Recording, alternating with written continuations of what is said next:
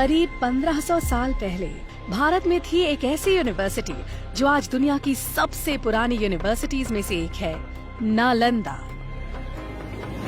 नालंदा शब्द 3 शब्दों से बना है, न प्लस आलम प्लस दा। इसका मतलब है एक ऐसा उपहार जिसकी कोई सीमा ना हो। वाकई जैसा नाम वैसा काम। इस यूनिवर्सिटी में ज्ञान का भंडार था। यहाँ सिर्फ धार्मिक ग्रंथ ही नहीं बल्कि लिटरेचर, थियोलॉजी, लॉजिक, मेडिसिन और फिलॉसफी जैसे कई सब्जेक्ट्स पढ़ाए जाते थे। और तो और हर सब्जेक्ट का भरपूर ज्ञान देने के लिए बनाई गई थी 9 मंजिला लाइब्रेरी, जिसमें 1 लाख 2 लाख नहीं 90 लाख से भी ज्यादा बुक्स और मैन्युस्क्रिप्ट्स थी।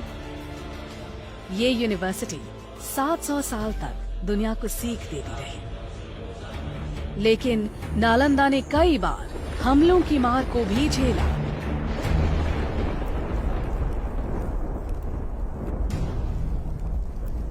आखिरकार 12वीं शताब्दी में एक हमले में बख्तियार खिलजी ने नालंदा को जला दिया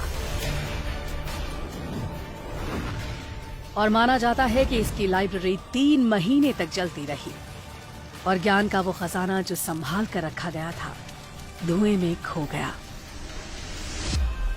उस वक्त जब नालंदा कई बुलंदियों को छू रही थी, वो एक महाविहार यानी विशाल बौद्ध मठ का हिस्सा थी, जिसके खंडहर आज भी 57 एकड़ में फैली इस साइट में नजर आते हैं।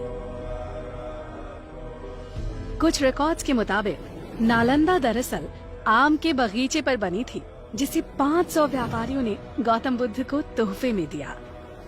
पर आर्कियोलॉजी के हिसाब से नालंदा को 5th सेंचुरी बीसी में गुप्त काल में बनाया गया था।